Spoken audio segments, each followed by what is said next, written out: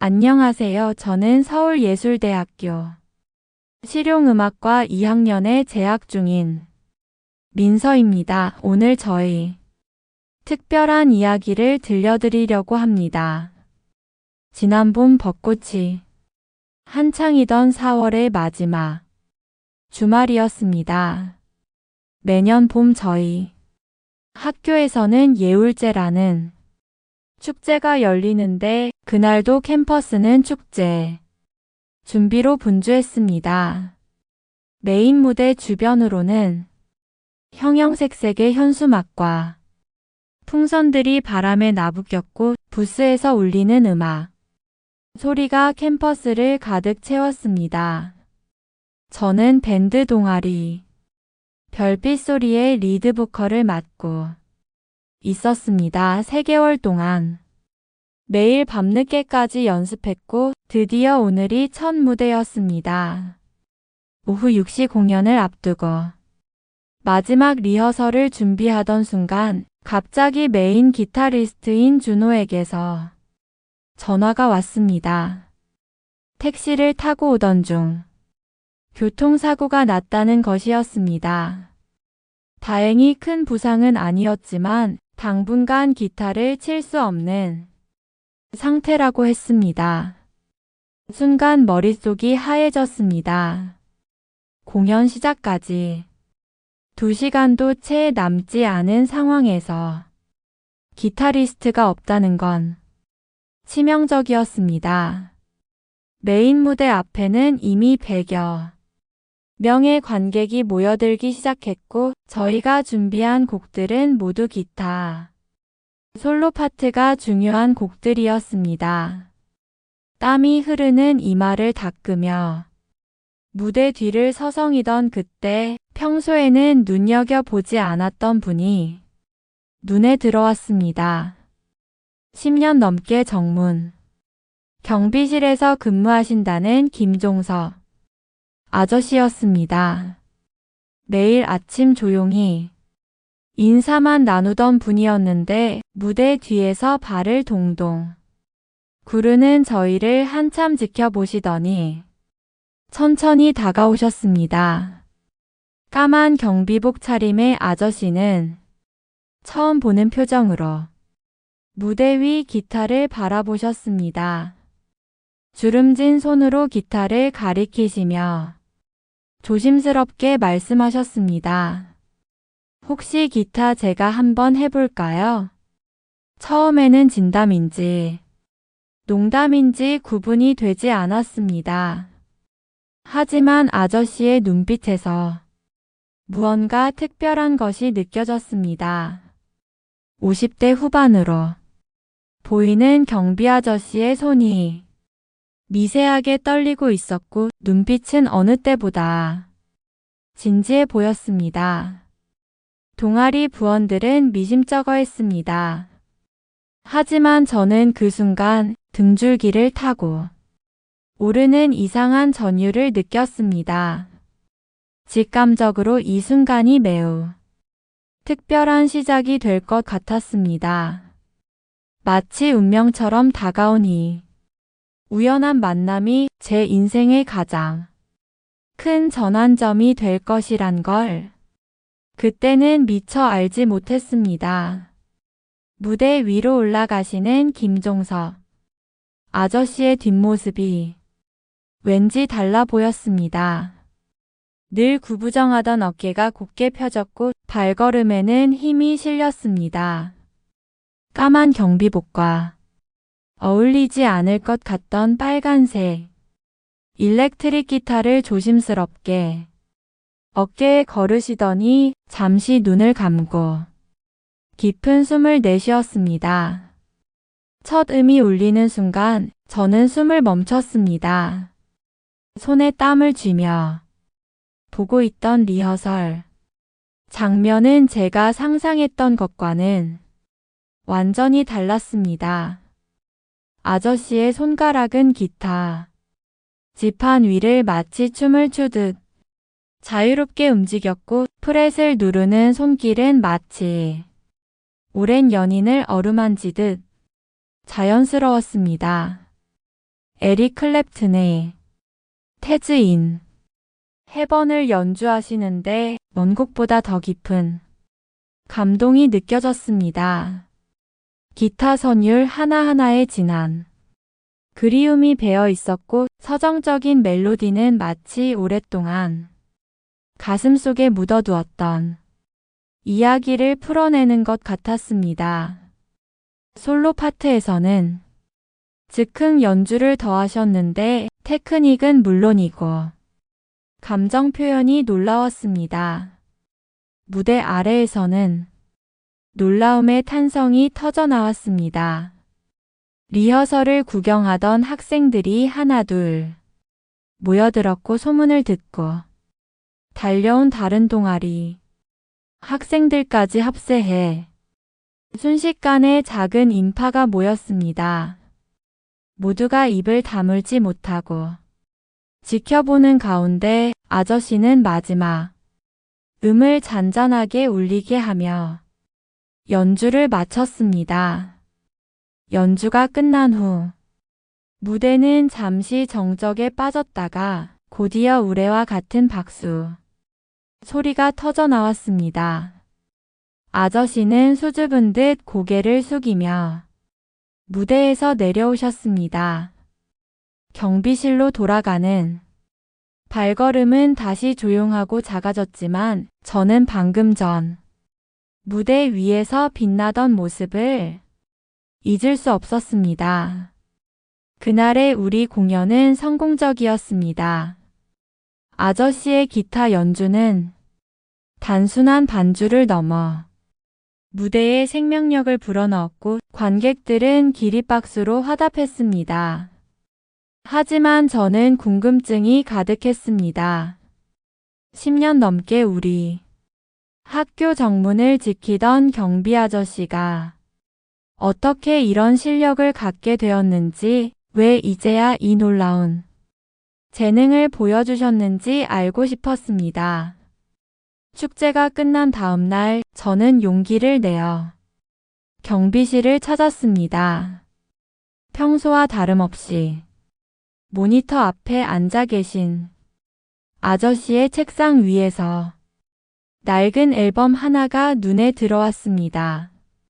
70년대 말 서울 세종문화회관에서 열린 재즈 페스티벌 공연 프로그램이었습니다.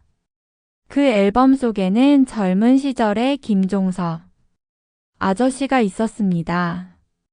당시 최고의 재즈 밴드 블루나잇의 리드 기타리스트였다고 합니다. 사진 속 아저씨는 긴 생머리에 청바지를 입고 열정적으로 기타를 연주하고 있었습니다. 지금과는 전혀 다른 모습이었지만 눈빛만은 어제 무대에서 보았던 그 빛나는 눈빛 그대로였습니다. 아저씨는 천천히 과거 이야기를 들려주셨습니다.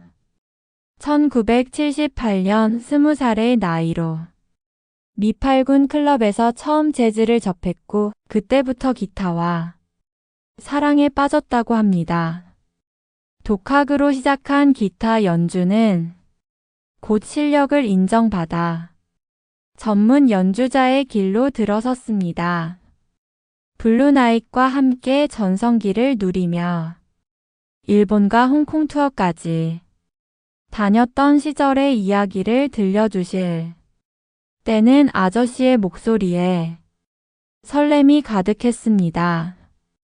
하지만 80년대 초 갑작스러운 교통사고로 왼손 신경이 손상되면서 모든 것이 바뀌었습니다. 재활치료에 전념했지만 예전 같은 감각을 되찾지 못했고 결국 무대를 떠나야 했습니다. 음악을 완전히 포기할 수는 없어서 음악학원을 운영했지만 IMF 외환위기로 그마저도 정리해야 했습니다. 책상 서랍에서 꺼내신 빛바랜 사진들 속에는 화려했던 과거의 기록들이 가득했습니다. 유명 재즈 클럽에서의 공연, 사진, 음악 잡지의 인터뷰, 기사, 팬들의 편지.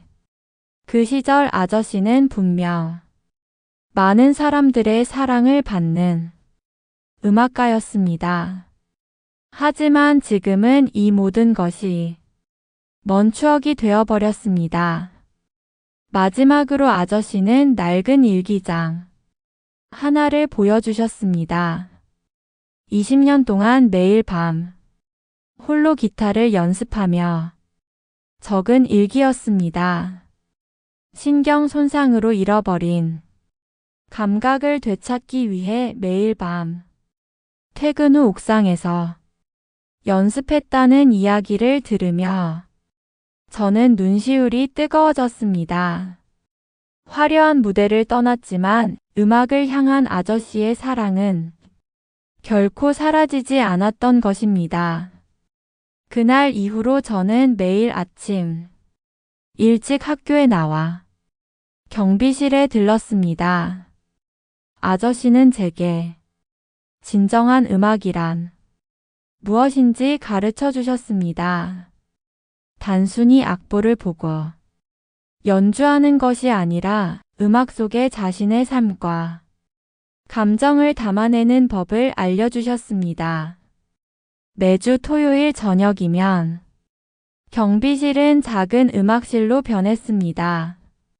아저씨가 숨겨두었던 오래된 기타 앰프를 꺼내오시면 저는 노트북으로 음악을 틀었습니다. 마일스 데이비스부터 팬 메스니까지 아저씨는 재즈의 역사를 들려주셨습니다. 각 곡마다 담긴 이야기와 연주자들의 삶을 설명해 주시는데 마치 오래된 친구를 이야기하듯 친근하고 애정이 가득했습니다. 특히 인상 깊었던 건 아저씨만의 특별한 연습 방법이었습니다. 손가락 감각을 잃은 후에도 포기하지 않고 시각과 청각을 더욱 발달시켜 연주하는 방법을 터득하셨다고 합니다. 프렛을 보지 않고도 정확한 음정을 잡아내는 아저씨의 모습은 경이로웠습니다. 제 보컬 실력도 조금씩 늘어갔습니다. 아저씨는 재즈에서 보컬이 가진 특별한 의미를 설명해 주셨습니다. 목소리는 단순한 악기가 아니라 영혼을 담는 그릇이라고 하셨습니다. 엘라 피츠제럴드의 스캔 창법을 연습하면서 저는 점점 제 안의 새로운 가능성을 발견했습니다. 학교 축제 이후 우리 밴드의 평판도 달라졌습니다. 매주 금요일 오후마다 열리는 교내 공연에서 아저씨와 합동 공연을 하게 되었고 SNS에서는 경비 아저씨와 학생들의 특별한 콜라보라는 제목으로 영상이 화제가 되었습니다. 가장 큰 변화는 제 마음속에서 일어났습니다. 음악을 전공으로 선택했지만 늘 불안했던 제게 아저씨는 진정한 음악가의 모습을 보여주셨습니다. 화려한 무대나 인기보다 순수하게 음악을 사랑하는 마음이 얼마나 아름다운지 깨닫게 해주셨습니다. 어느 날 아저씨는 제게 오래된 기타 픽을 선물해 주셨습니다. 20년 전 마지막 공연에서 사용했던 것이라고 했습니다. 그동안 간직해온 소중한 추억을 저와 나누고 싶다고 하셨습니다. 그 순간 저는 깨달았습니다. 우리는 이제 단순한 학교, 경비원과 학생이 아닌 음악이라는 공통된 언어로 소통하는 특별한 인연이 되었다는 것을. 어느 날 학교에 낯선 방문객이 찾아왔습니다. 유명 재즈 클럽 블루문의 대표였습니다. SNS에서 화제가 된 우리의 공연 영상을 보고 찾아왔다면서 매주 금요일 저녁 정기 공연을 제안했습니다. 전국의 재즈 팬들이 모이는 유명한 공연장이었습니다. 처음에는 기뻤습니다. 하지만 아저씨의 반응은 제가 예상한 것과 달랐습니다. 20년 만에 찾아온 기회였지만 아저씨는 한참을 침묵하시더니 고개를 저으셨습니다. 왼손 감각이 예전 같지 않다는 이유였습니다. 무대에 공포증도 생겼다고 하셨습니다. 저는 실망스러웠습니다. 매일 밤 옥상에서 연습하던 분이, 교내 공연에서 눈부시게 빛나던 분이 왜 이런 기회를 거절하는지 이해할 수 없었습니다. 아저씨를 설득하려 했지만 완강히 거절하셨습니다. 제 마음속에는 분노와 실망감이 가득했습니다. 며칠 동안 저는 경비실을 피해 다녔습니다. 토요일 레슨도 나가지 않았습니다. 음악실에서 혼자 연습하면서도 집중이 되지 않았습니다. 아저씨가 들려주신 수많은 음악 이야기들, 진정한 음악가의 자세에 대한 가르침들이 머릿속을 맴돌았습니다. 그러던 어느 날 밤 우연히 학교 옥상에 올라갔다가 아저씨의 연습 모습을 보게 되었습니다. 달빛 아래에서 혼자 기타를 연주하고 계셨는데 떨리는 왼손으로 프렛을 짚을 때마다 얼굴을 찌푸리셨습니다.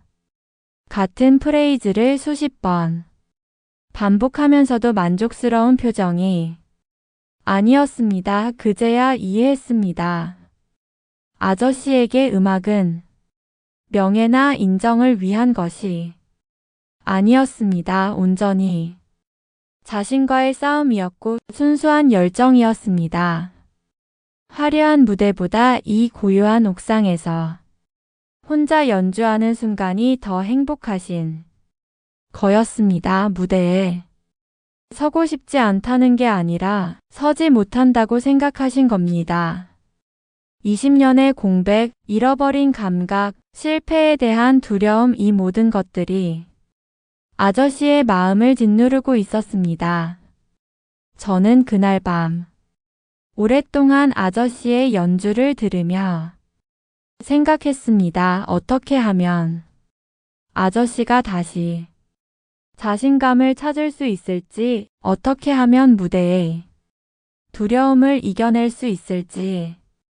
아저씨의 두려움을 이해하게 된 후 저는 계획을 세웠습니다.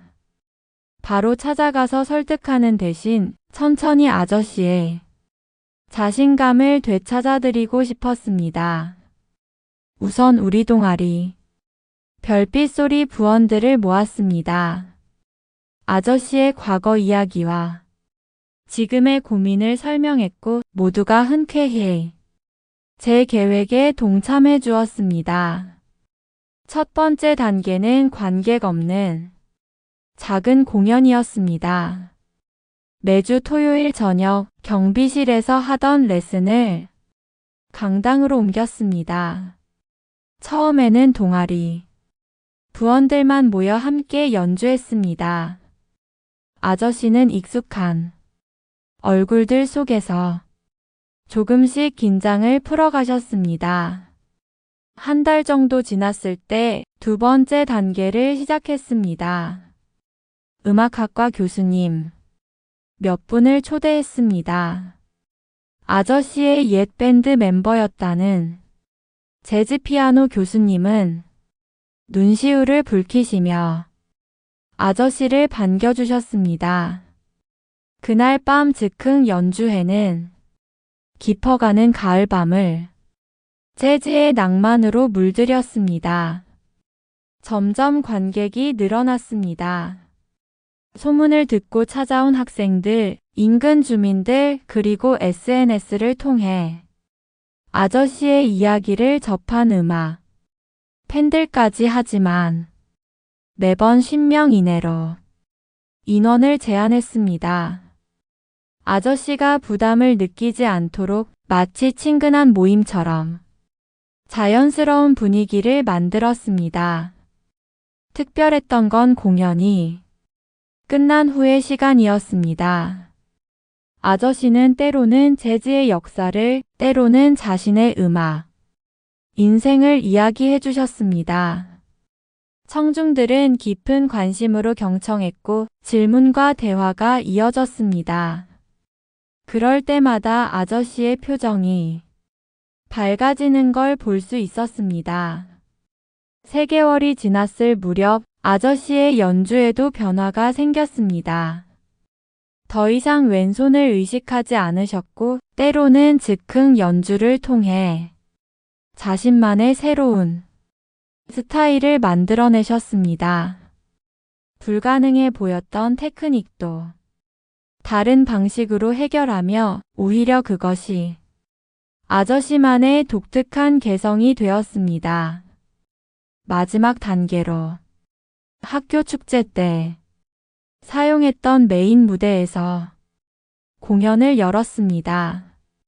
200석 규모의 객석이 가득 찼지만 이제 아저씨의 눈빛은 더 이상 불안해 보이지 않았습니다. 오히려 처음으로 직접 곡을 소개하시며 음악에 대한 사랑을 관객들과 나누셨습니다. 무대를 두려워하던 분이 이제는 음악을 통해 다시 한번 날개를 펼치고 계셨습니다. 이것은 끝이 아닌 새로운 시작이었습니다. 블루문 공연을 위한 첫 걸음이었습니다. 드디어 아저씨가 블루문 공연을 수락하셨습니다. 하지만 예상치 못한 소식이 날아들었습니다.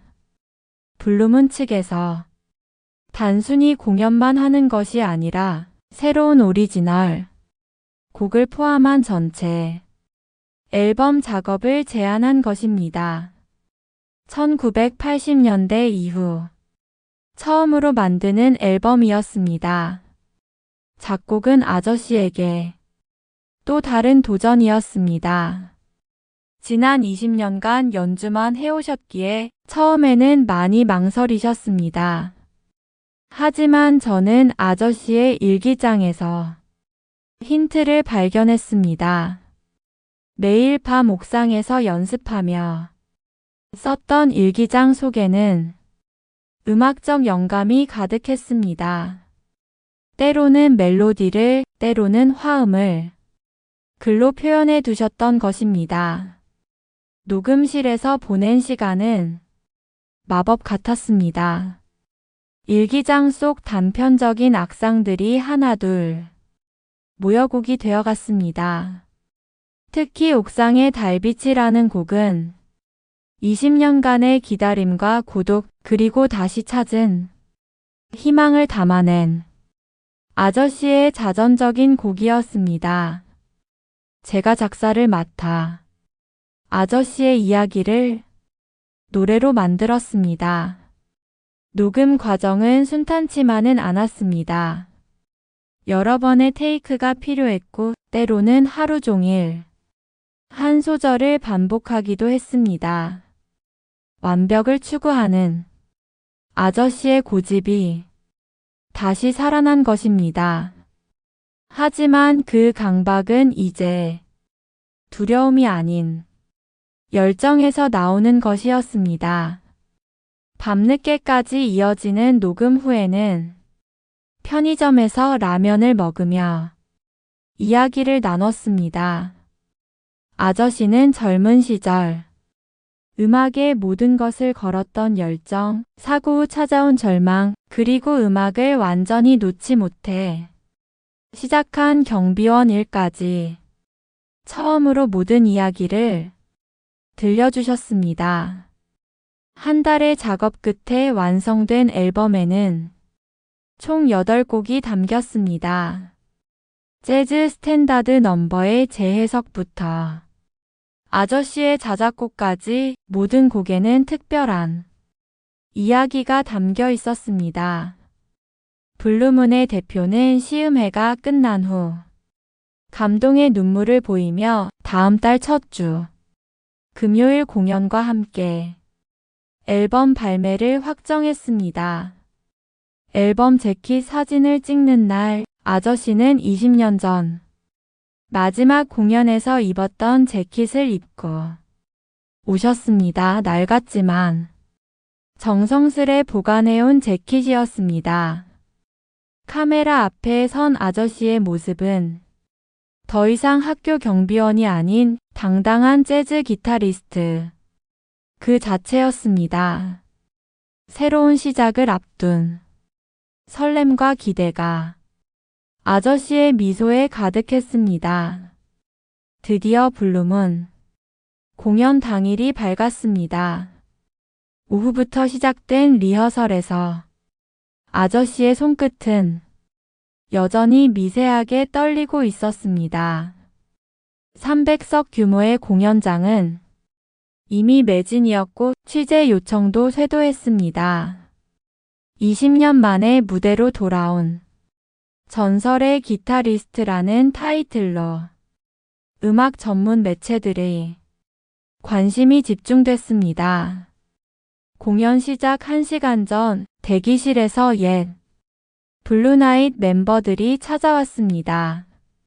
모두 각자의 자리에서 음악을 이어오고 있었고 베이시스트는 현재 음악대학 교수가 되어 있었습니다. 20년 만에 재회해 감회가 깊으셨는지 아저씨의 눈가가 붉어졌습니다. 그들은 마지막 곡에서 특별 게스트로 함께 연주하기로 했습니다. 공연은 아저씨의 자작곡 옥상의 달빛으로 시작됐습니다. 첫 음이 울리는 순간 객석의 숨소리마저 멈춘 것 같았습니다. 스포트라이트 아래 선 아저씨의 모습은 제가 알던 그 어떤 때보다 당당해 보였습니다. 더 이상 떨리는 손도 불안한 눈빛도 없었습니다. 20년의 시간이 만들어낸 깊이 있는 감성이 음악에 고스란히 담겼습니다. 중반부에 이르러 아저씨는 처음으로 마이크 앞에 섰습니다. 지난 20년간 옥상에서 혼자 연주하며 지켜온 음악에 대한 사랑 그리고 새로운 시작을 만들어준 모든 이들에 대한 감사를 이야기하셨습니다. 객석에는 학교 학생들과 교직원들 그리고 오랜 팬들이 자리했습니다. 모두가 아저씨의 진심, 어린 이야기에 깊은 감동을 받았습니다. 피날레는 20년 전 마지막 공연에서 연주했던 마지막 페이지였습니다. 옛 멤버들과 함께하는 이 곡은 더 이상 마지막이 아닌 새로운 시작을 알리는 곡이 되었습니다. 완벽한 호흡으로 이어진 연주는 시간이 멈춘 듯 했고 마지막 음이 끝나자 객석에서는 기립박수가 터져 나왔습니다. 앙코르는 제가 보컬로 참여한 새로운 꿈이었습니다. 아저씨가 저를 위해 특별히 작곡한 곡이었습니다. 스승과 제자가 아닌 음악을 사랑하는 두 뮤지션으로서 함께 만들어낸 하모니는 그 어느 때보다 빛났습니다. 노래가 끝난 후 아저씨는 제게 깊은 감사의 눈빛을 보내셨습니다. 그날 밤 블루문은 진정한 음악의 감동으로 가득 찼습니다. 이제 아저씨는 더 이상 과거의 전설이 아닌 현재를 살아가는 당당한 뮤지션으로 돌아오셨습니다. 공연이 끝난 후 아저씨는 활짝 웃으시며 말씀하셨습니다. 이제 진짜 시작이구나. 블루문 공연 이후 아저씨의 삶은 크게 달라졌습니다. 음악 전문 잡지에서는 가장 감동적인 컴백이라는 타이틀로 아저씨의 이야기를 다뤘고 앨범은 재즈 차트에서 놀라운 성과를 거뒀습니다. 특히 옥상의 달빛은 많은 사람들의 마음을 울리며 재즈 팬들 사이에서 회자되었습니다. 하지만 아저씨는 여전히 경비실을 지키셨습니다. 매일 아침 학생들을 반갑게 맞이하고 늦은 밤 캠퍼스를 순찰하는 일상은 변함이 없었습니다.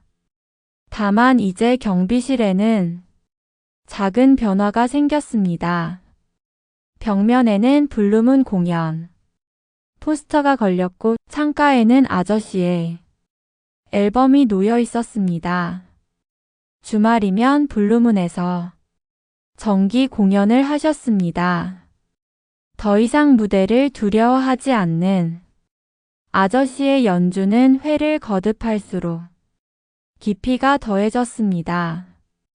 특별한 점은 매번 새로운 곡을 선보이셨다는 것입니다.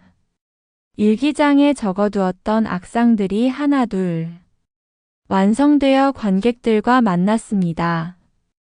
학교에서도 변화가 있었습니다. 음악학과에서 특별 강의를 요청했고 아저씨는 한 달에 한 번 재즈와 인생이라는 주제로 강연을 하게 되었습니다. 학생들은 아저씨의 이야기에 깊이 공감했고 강의실은 항상 청중들로 가득 찼습니다. 저희 동아리 별빛 소리는 아저씨의 지도 아래 더욱 성장했습니다. 매주 금요일 강당에서 열리는 합주 시간은 이제 학교의 명물이 되었습니다. 다른 학과 학생들도 찾아와 음악을 함께 즐겼고 때로는 즉흥 연주회가 열리기도 했습니다. 특히 기억에 남는 건 학교 옥상의 작은 음악 공간이 만들어진 것입니다. 학교 측에서 아저씨의 이야기에 감동받아 20년간 연습해오던 옥상을 리모델링 했습니다.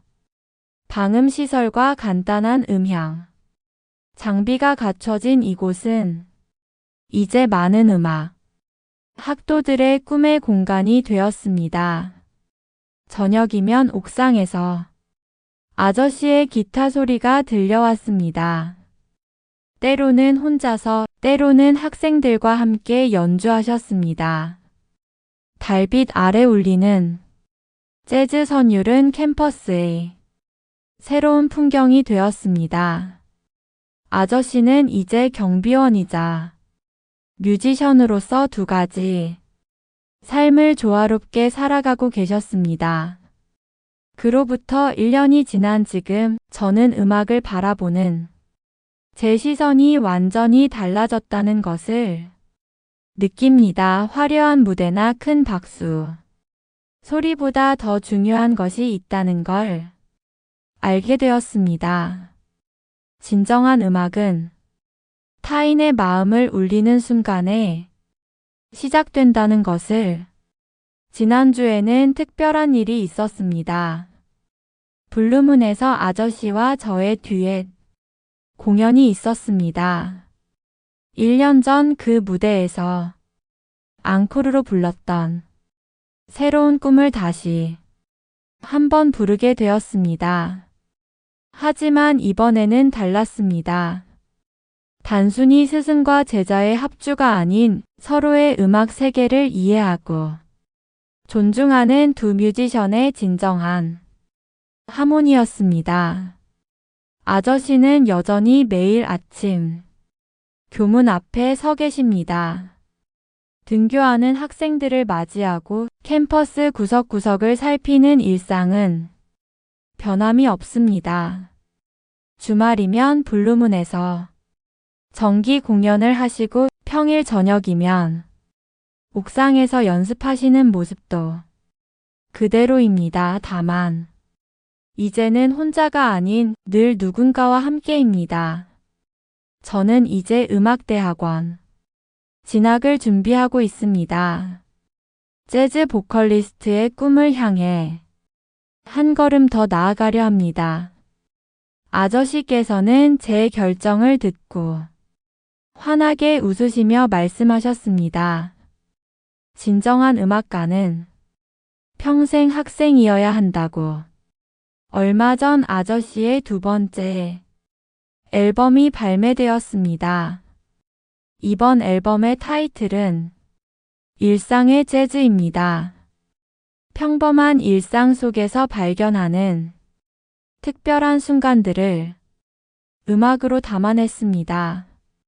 경비실의 창문으로 비치는 아침, 햇살 캠퍼스를 가로지르는 학생들의 발걸음, 옥상에서 바라보는 밤하늘까지 모든 순간이 음악이 되었습니다. 이제 저는 압니다. 음악은 결코 무대 위에서만 존재하는 것이 아니라는 걸. 일상의 작은 순간들, 마음과 마음이 만나는 지점에서 진정한 음악이 시작된다는 것을. 김종섭 아저씨는 제게 단순한 기술이나 이론을 넘어선 진정한 음악의 의미를 가르쳐 주셨습니다. 지금도 저녁이면 학교 옥상에서 기타 소리가 들려옵니다. 때로는 조용히, 때로는 누군가와 함께 어우러지며 캠퍼스의 밤하늘을 수놓고 있습니다. 그 선율 속에는 20년의 기다림과 새로운 시작, 그리고 무엇보다 순수한 음악에 대한 사랑이 담겨 있습니다. 이것으로 제 이야기를 마칩니다. 들어주셔서 감사합니다. 안녕하세요. 서울현대무용단 무용수 윤하린입니다. 오늘 저의 특별한 이야기를 들려드리려고 합니다. 단순한 우연으로 시작된 이 이야기는 제 인생을 완전히 바꿔놓았습니다. 지난해 3월 매서운 겨울이 끝나갈 무렵이었습니다. 저는 서울현대무용단 오디션을 앞두고 하루 12시간씩 연습에 매진하고 있었습니다. 19살에 프랑스 유학을 떠나 파리 국립음악원에서 현대무용을 전공하고 돌아온 지 반년 드디어 꿈꾸던 무용단의 오디션 기회를 잡았습니다. 그러던 어느 날 과도한 연습 중 발목을 접질렸습니다. 처음에는 대수롭지 않게 생각했지만 통증이 점점 심해졌고 결국 정밀 검사를 받았습니다. 인대 부분 파열. 의사는 최소 2달의 재활 치료가 필요하다고 했습니다. 오디션까지 남은 시간이 3달, 모든 계획이 물거품이 되는 순간이었습니다. 강남의 스포츠 재활 전문 병원을 찾은 건 그때였습니다. 평범한 물리치료 병원과는 달리 이곳은 운동선수들과 무용수들이 주로 찾는 곳이었습니다. 매일 오후 2시 저는 12층 재활치료실에 문을 두드렸습니다. 그곳에서 문정희 선생님을 처음 만났습니다. 65의 나이가 믿기지 않을 만큼 고든 자세와 우아한 걸음걸이가 인상적이었습니다. 특히 환자들을 대할 때 보여주시는 섬세한 손놀림은 마치 무대 위의 동작처럼 아름다웠습니다. 4월의 어느 날 평소보다 30분 일찍 병원에 도착했습니다. 치료실 문이 살짝 열려 있었고 그곳에서 흘러나오는 드뷔시의 월광이 제 발걸음을 멈추게 했습니다. 문틈 사이로 보이는 광경은 그야말로 충격적이었습니다. 선생님이 홀로 춤을 추고 계셨습니다. 하얀 치료실 가운을 입은 채 맨발로 펼치시는 즉흥. 무용은 차마 눈을 뗄 수 없을 만큼 아름다웠습니다. 나이를 전혀 느낄 수 없는 유연한 몸짓, 긴 팔이 그리는 부드러운 호선, 때로는 격정적이면서도 순간적으로 멈춰 세우는 완벽한 균형미. 그것은 제가 파리에서 보았던 어떤 무용수의 춤보다도 깊이 있었습니다. 음악이 끝나고 선생님과 눈이 마주쳤습니다. 당황한 제 모습과는 달리 선생님은 오히려 따뜻하게 웃으시며 치료실 안으로 이끄셨습니다. 무용수의 눈빛은 속일 수 없네요. 그렇게 집중해서 보는 사람은 처음이에요. 그렇게 저희의 특별한 인연이 시작되었습니다. 당시 저는 미처 알지 못했습니다. 1970년대 한국 현대무용의 살아있는 전설이자 파리 가르니에 극장의 첫 동양인 무용수였던 선생님의 놀라운 이야기를, 그리고 그 만남이 제 인생을 얼마나 크게 바꾸어 놓을지도 말입니다. 그날 이후 저의 재활치료 시간은 달라졌습니다. 오후 2시보다 1시간 일찍 병원을 찾았고 선생님은 그 시간을 춤으로 채우셨습니다. 치료실의 형광등 대신 은은한 조명을 켜고 클래식 음악이 흐르는 가운데 선생님의 특별한 안무 수업이 시작되었습니다. 어느 날 선생님의 옛 앨범을 보게 되었습니다. 1975년 파리 가르니에 극장, 25살의 선생님이 지젤의 주역으로 서 있었습니다. 당시 동양인 최초의 주역, 발탁이었다고 합니다. 사진 속 선생님은 긴, 검은 머리를 늘어뜨린 채 완벽한 아라베스크 자세를 취하고 있었습니다. 눈부실 만큼 아름다웠습니다. 더 놀라운 건 그 뒤이야기였습니다. 16살의 단신으로 프랑스의 유학을 떠나 파리 콘서바토리에 입학했고 하루 18시간씩 연습했다고 합니다. 언어도 통하지 않는 낯선 땅에서 무용 하나만 바라보고 달려왔던 시절, 발레리나의 꿈을 이루기 위해 모든 것을 바쳤던 청춘이었습니다. 하지만 1980년 29의 나이에 무대를 떠나야 했습니다. 공연 중 무릎 부상을 당했고 수술 후유증으로 더 이상 전문 무용수로 활동할 수 없게 된 것입니다. 프랑스 무용계가 극찬했던 동양의 지젤은 그렇게 막을 내렸습니다. 그러나 선생님은 춤을 포기하지 않았습니다. 재활 과정에서 물리치료의 중요성을 깨달았고 다시 공부를 시작했습니다. 무용수의 몸에 대한 깊은 이해와 경험을 바탕으로 특별한 재활치료 방법을 개발했습니다.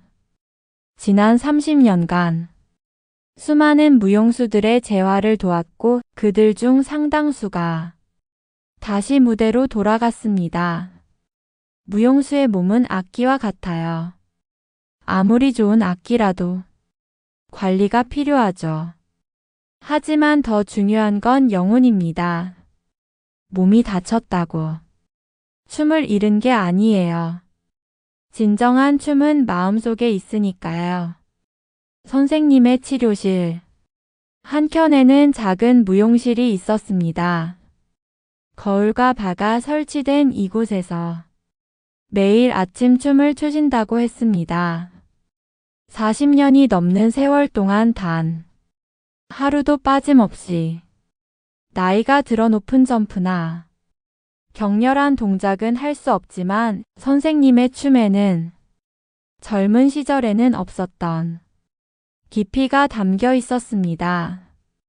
그날 저는 처음으로 선생님의 아침 춤을 끝까지 지켜보았습니다.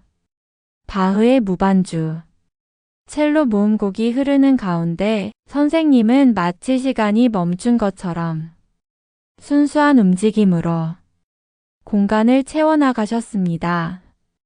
그 춤에는 화려한 기교도 과감한 동작도 없었지만 평생을 춤과 함께한 한 예술가의 영혼이 고스란히 담겨 있었습니다. 선생님의 재활치료는 평범하지 않았습니다.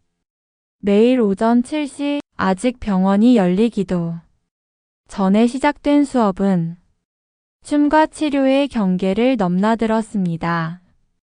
발목의 재활 운동은 발의 동작으로 시작했고 근력 강화 운동은 현대무용의 기본기와 결합되었습니다. 가장 인상적이었던 건 느리게 움직이기 수업이었습니다. 30분 동안 단 하나의 동작을 극도로 천천히 수행하는 훈련이었습니다. 처음에는 단순해 보였지만 이는 제 춤이 가장 큰 약점을 드러냈습니다.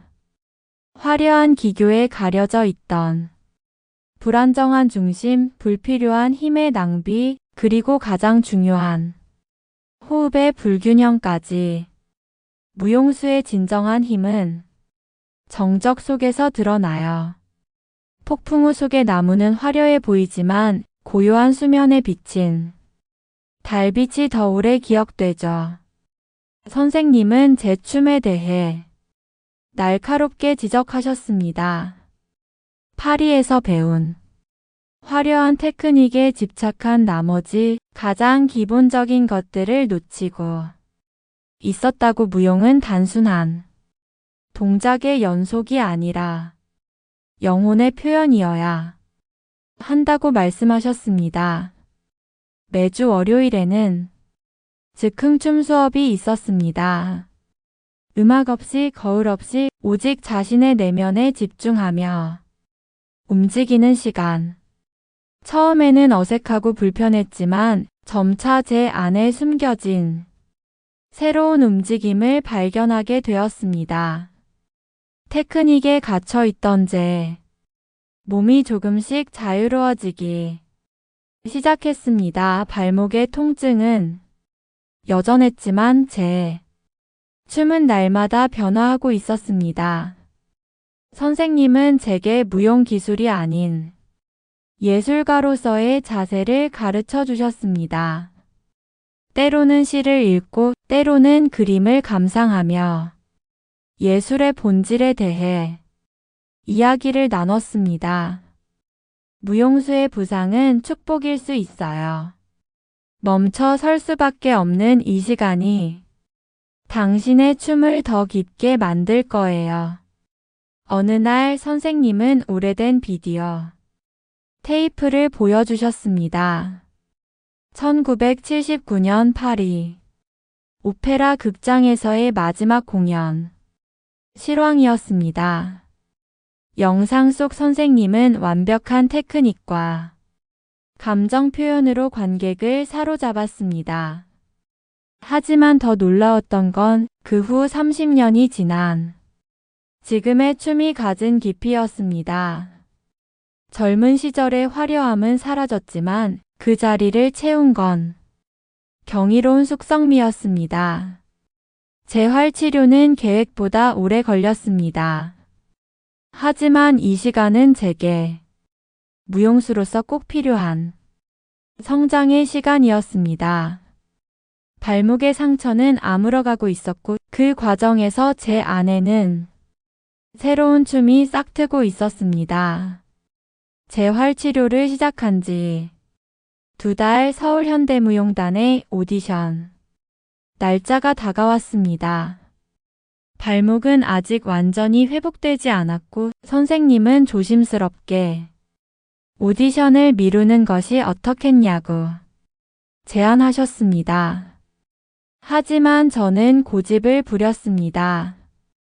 이미 한 번 연기된 오디션이었고 다음 기회는 1년 뒤였습니다. 그때 선생님이 뜻밖의 제안을 하셨습니다. 전통적인 오디션 프로그램 대신 새로운 안무를 준비하자고 하셨습니다. 발목의 부담을 최소화하면서도 제 장점을 극대화할 수 있는 특별한 안무였습니다. 선생님이 직접 안무를 맡아주시겠다고 했습니다. 매일 새벽부터 늦은 밤까지 연습이 이어졌습니다. 격렬한 동작 대신 섬세한 감정 표현에 집중했고 화려한 기교 대신 깊이 있는 스토리텔링을 선택했습니다. 선생님은 40년 전 본인의 마지막 공연, 음악이었던 드뷔시의 달빛을 편곡해서 사용하자고 하셨습니다. 오디션 전날 밤 예상치 못한 사고가 발생했습니다. 마지막 리허설에서 갑자기 발목에 극심한 통증이 찾아왔습니다. 응급실에서 진찰을 받은 결과 무리한 연습으로 인한 건염 증세였습니다. 의사는 최소 일주일의 휴식이 필요하다고 했습니다. 병원 복도에서 저는 울음을 터뜨렸습니다.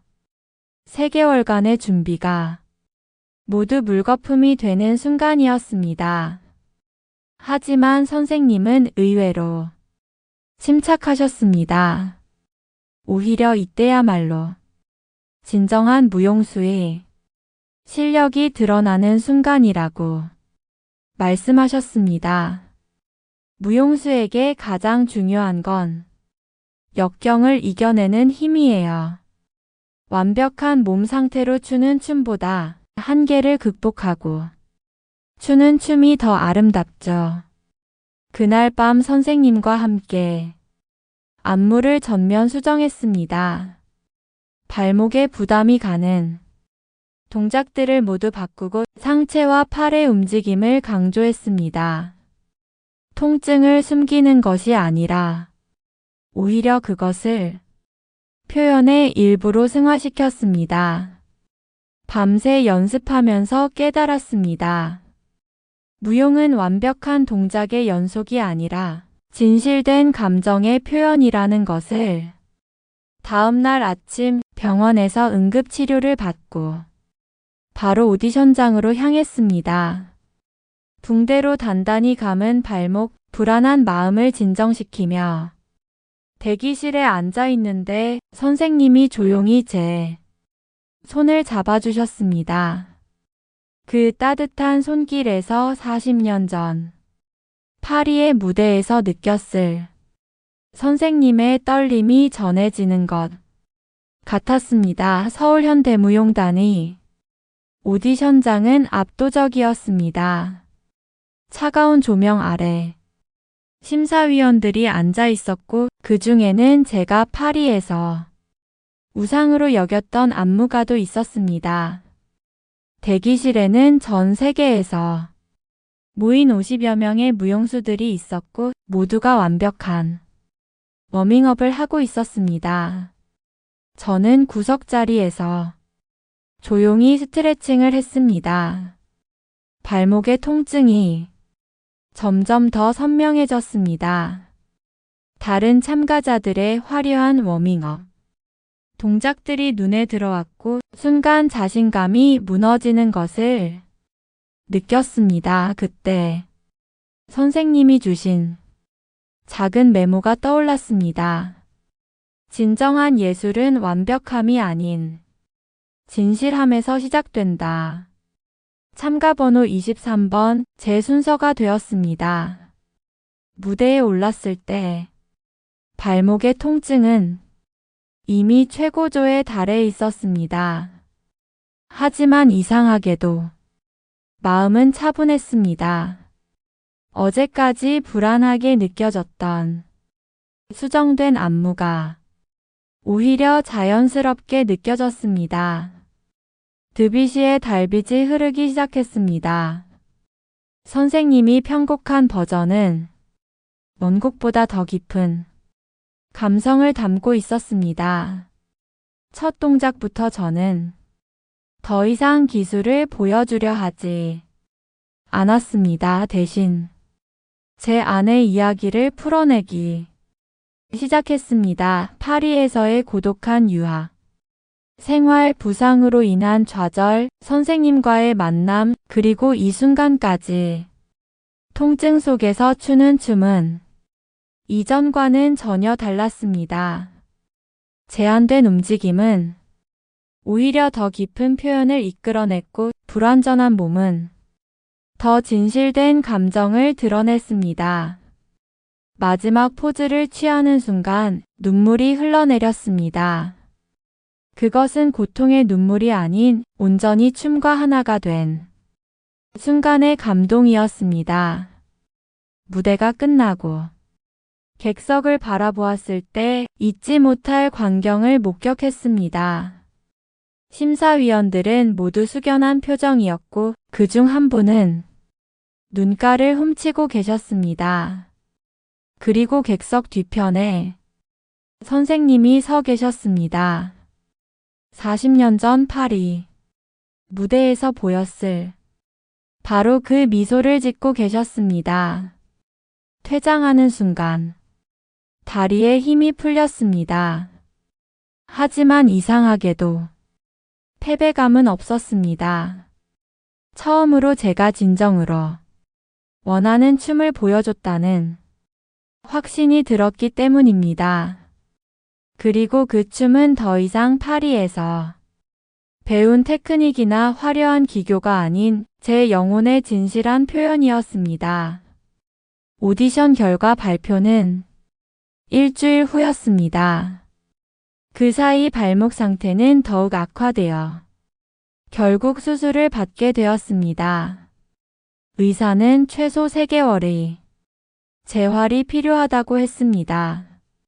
합격 여부와 상관없이 당분간 무용을 할 수 없다는 현실에 좌절감이 밀려왔습니다. 수술 다음 날 뜻밖의 방문객이 찾아왔습니다. 서울현대무용단의 예술감독이었습니다. 오디션장에서 보았던 그 위압적인 모습이 아닌 따뜻한 미소를 띤 채 병실에 들어오셨습니다. 예술감독은 충격적인 이야기를 들려주었습니다. 제 오디션 영상이 무용단 내부에서 화제가 되었다고 합니다. 특히 부상을 안고도 보여준 감정, 표현과 예술성이 깊은 인상을 남겼다고 하지만 더 놀라운 것은 그 다음이었습니다. 무용단은 제게 특별한 제안을 했습니다. 기존의 무용수 선발이 아닌 새로운 프로젝트의 주역을 맡아달라는 것이었습니다. 상처 입은 예술가의 초상이라는 제목의 이 작품은 예술가들이 겪는 신체적, 정신적 고통을 춤으로 승화시키는 내용이었습니다. 더욱 놀라웠던 것은 문정희 선생님을 안무 고문으로 모시고 싶다는 제안이었습니다. 알고 보니 예술 감독은 30년 전 선생님의 마지막 공연을 직접 보았던 분이었습니다. 선생님의 춤에 깊은 감명을 받았고 그 후로도 계속 선생님의 행보를 지켜보고 있었다고 합니다. 병실로 찾아온 선생님의 표정은 복잡해 보였습니다. 30년 만에 다시 무대로 돌아가는 것, 그것도 안무가로서 새로운 도전을 하는 것이 쉬운 결정은 아니었을 것입니다. 하지만 선생님은 이렇게 말씀하셨습니다. 무용은 끝없는 여정이에요. 40년 전 나의 부상이 이제는 새로운 이야기가 되어 돌아오는 것 같네요. 그렇게 저희는 새로운 도전을 시작하게 되었습니다. 발목의 재활과 함께 작품 구상이 시작되었고 병실은 어느새 작은 안무실이 되었습니다. 선생님은 매일 병실을 찾아와 저와 함께 움직임을 연구하셨고 때로는 밤늦게까지 예술에 대한 이야기를 나누었습니다. 이제 상처는 더 이상 극복해야 할 대상이 아니었습니다. 그것은 새로운 예술을 창조하는 원동력이 되었습니다. 고통과 좌절을 거쳐 도달한 이 순간 저는 처음으로 진정한 예술가로 거듭나는 기분을 느꼈습니다. 재활과 작품 준비는 동시에 진행되었습니다. 병실에서 시작된 안무 작업은 점차 규모가 커져갔습니다. 선생님은 제 병실을 매일 찾아오셨고 저희는 밤늦게까지 이야기를 나누며 작품의 방향을 잡아갔습니다.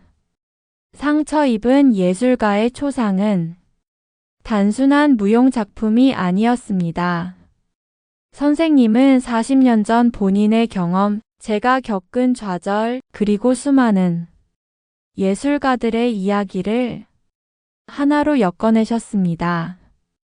무용수의 부상이라는 소재는 인간의 한계와 그것을 극복하는 예술혼을 표현하는 메타포가 되었습니다.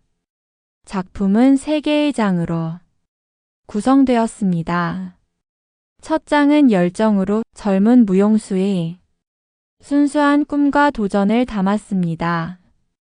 두 번째 장 시련에서는 부상과 좌절을 겪는 과정을, 마지막 장 승화에서는 고통을 예술로 승화시키는 과정을 표현했습니다. 특별했던 것은 안무 방식이었습니다. 선생님은 전통적인 무용 동작 대신 재활, 치료 과정의 움직임을 안무에 적극적으로 도입하셨습니다. 불완전한 몸의 움직임, 통증을 견디는 순간의 떨림, 재활 운동의 반복적인 동작들, 이 모든 것이 예술적 표현의 요소가 되었습니다. 무용수들의 캐스팅도 파격적이었습니다. 현역 무용수들뿐만 아니라 부상으로 은퇴한 무용수들도 작품에 참여했습니다. 각자의 상처와 이야기를 가진 이들이 모여 하나의 큰 그림을 만들어갔습니다. 저의 솔로 장면은 작품의 중심이 되었습니다. 발목 수술 후 재활 과정에서 느낀 모든 감정을 춤으로 표현했습니다. 선생님은 제게 기술적인 완성도보다는 진정성 있는 표현을 요구하셨습니다. 관객이 보고 싶은 것이 아닌 당신이 전하고 싶은 이야기를 보여주세요. 무대 음악도 특별했습니다. 선생님이 40년 전 마지막 공연에서 사용했던 드뷔시의 달빛을 현대적으로 재해석했고 여기에 재활 치료실에서 들리는 일상적인 소리들을 믹스했습니다. 삐걱거리는 치료기구 소리, 무용수들의 숨소리, 그리고 때로는 고통스러운 신음소리까지 이 모든 것이 작품의 일부가 되었습니다. 연습실에서 보낸 시간들은 치유의 과정이기도 했습니다. 무용수들은 각자의 상처와 아픔을 이야기했고 그것은 다시 움직임이 되어 작품에 녹아들었습니다. 선생님은 이 모든 과정을 예술을 통한 치유의 순환이라고 부르셨습니다. 공연이 2주 앞으로 다가왔습니다. 예술의전당 CJ2월극장 천석 규모의 공연장은 이미 전석 매진이었습니다. 언론의 관심도 뜨거웠습니다.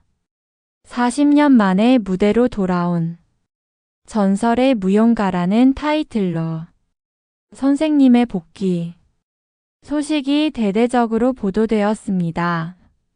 하지만 마지막 리허설에서 예상치 못한 문제가 발생했습니다.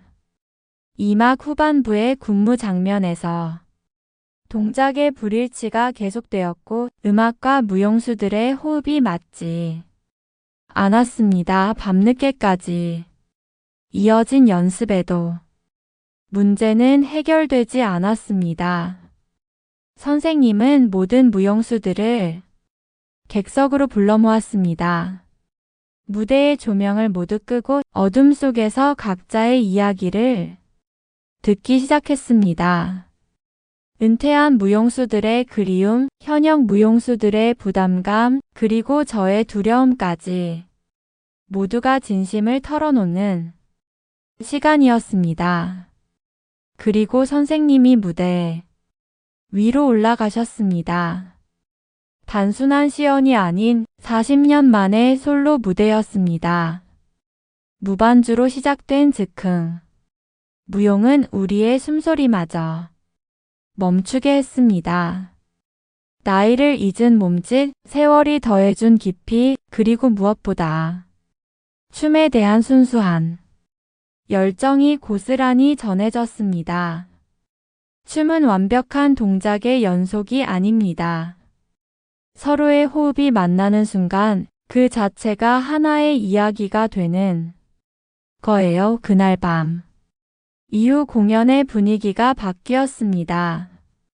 더 이상 테크닉의 완성도나 타이밍에 집착하지 않았습니다. 대신 서로의 호흡을 느끼고 각자의 이야기를 나누는데 집중했습니다. 무용수들 사이의 거리가 좁혀졌고 자연스럽게 호흡이 맞아갔습니다. 공연 전날 선생님은 특별한 선물을 나눠주셨습니다. 40년 전 파리 마지막 공연에서 사용하셨던 토슈즈의 조각들이었습니다. 각 조각에는 무용수들의 이름과 짧은 메시지가 적혀 있었습니다. 이 작은 조각들처럼 우리는 모두 불완전합니다. 하지만 그 불완전함이 만나 하나의 예술이 됩니다. 내일 우리는 더 이상 개개인이 아닌 하나의 이야기가 될 거예요. 마지막 리허설을 마치고 무대를 나서는데 달빛이 무대 위로 쏟아지고 있었습니다. 선생님은 그 자리에 오래도록 서 계셨습니다. 40년 전 그날 밤 파리의 무대를 떠나던 순간을 떠올리시는 듯 했습니다. 하지만 이번에는 끝이 아닌 새로운 시작이었습니다. 드디어 공연 당일이 밝았습니다. 이른 아침부터 극장은 분주했습니다.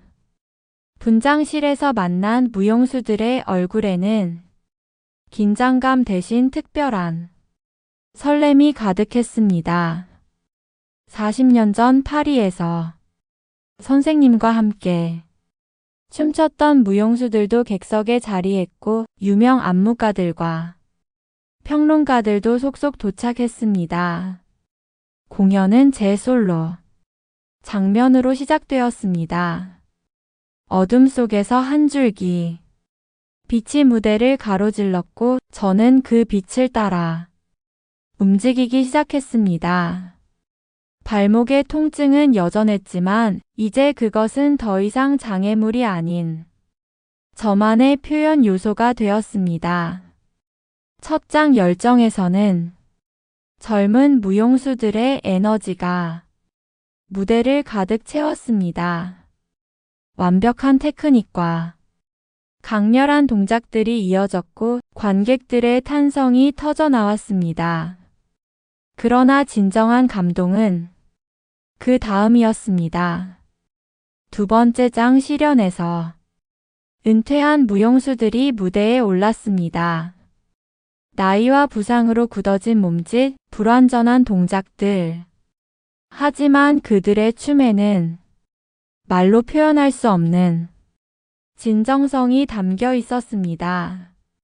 객석에서는 흐느끼는 소리가 들렸고 무대 위 무용수들의 눈가에도 눈물이 맺혔습니다.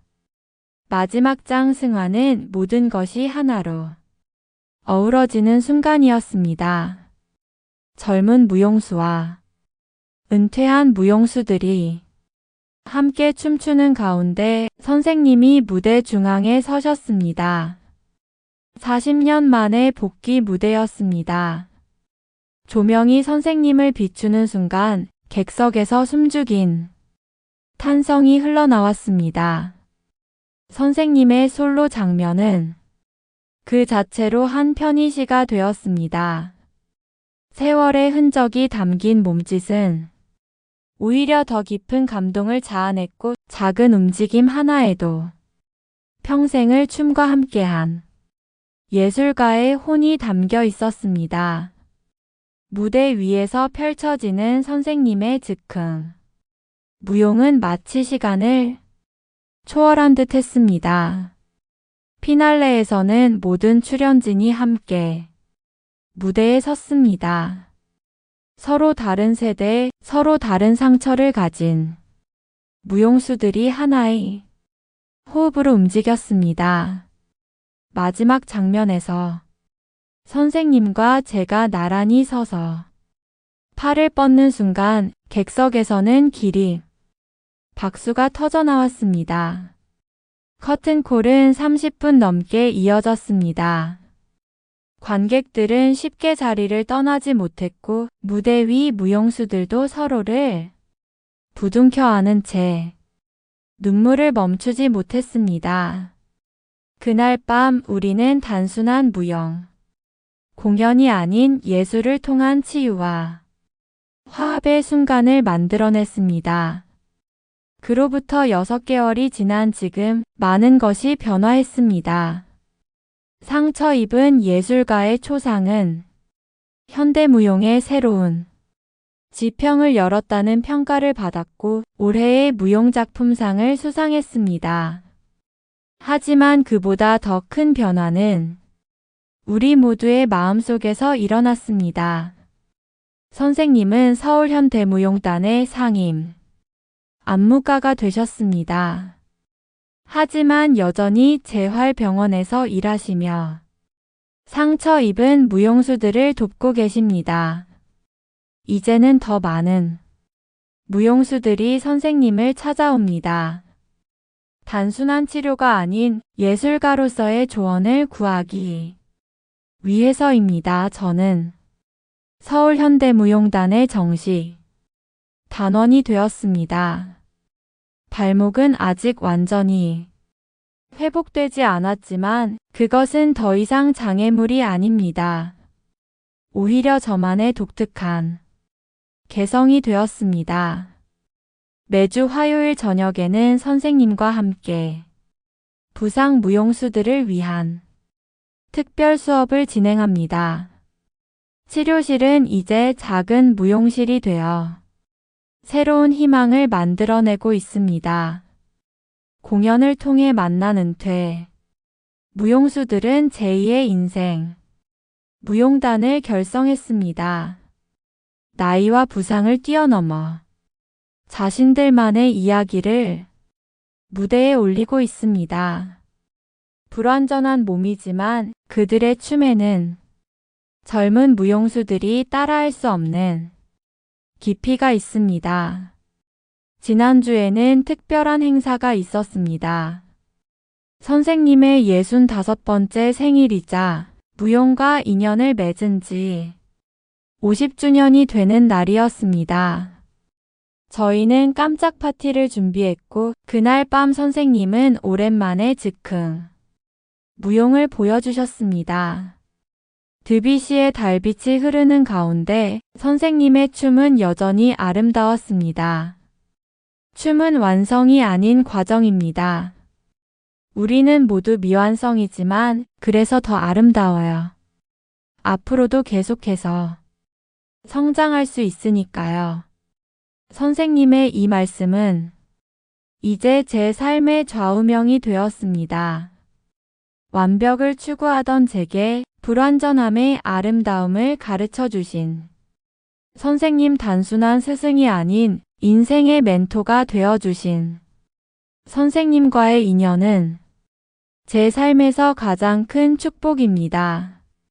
지금도 매일 아침 병원 치료실에서는 드뷔시의 선율이 흐르고 한 예술가의 우아한 몸짓이 계속됩니다.